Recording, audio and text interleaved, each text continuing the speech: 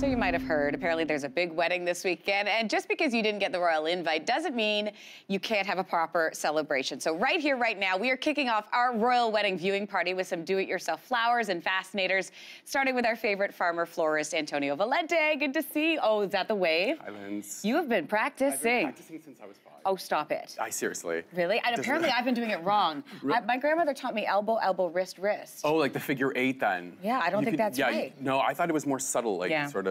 It is. I think you're absolutely right.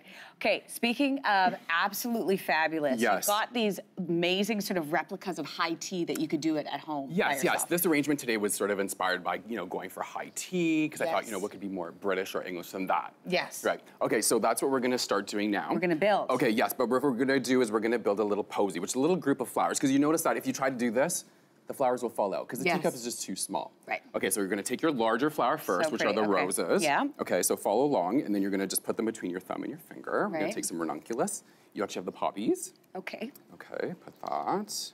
I'm just following what you're doing. Yes, so we're just we're just basically building a little small bouquet. Okay, I want my white over there, pink there. Yes. Okay, so this is starting to look really pretty. I like your choice of teacups too, because you've got a little pop of color there as well. Thank you, they're vintage.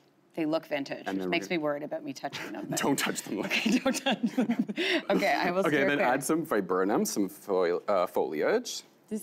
What's this? That's raspberry foliage. I thought it was mint, and that's viburnum. Oh, no, I would have eaten it. Raspberry, okay. Then you're gonna take your fine gauge wire.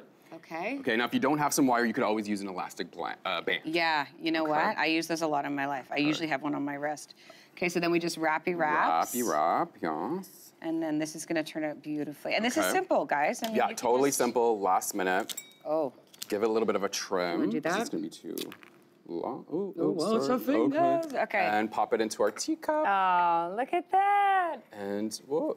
And there we go. And so what we've done here is we put them on a couple of cake stands, teapot with Megan's favorite peonies. Oh, is that her favorite? Yes, Look at you and your research. Yeah. Oh, totally, yeah. I know that'll be making an appearance. You're gonna make an appearance. You're also gonna be wake up early for it. Okay, so I wanna talk about what else we can do to amp up our home party that we're gonna be throwing on Saturday.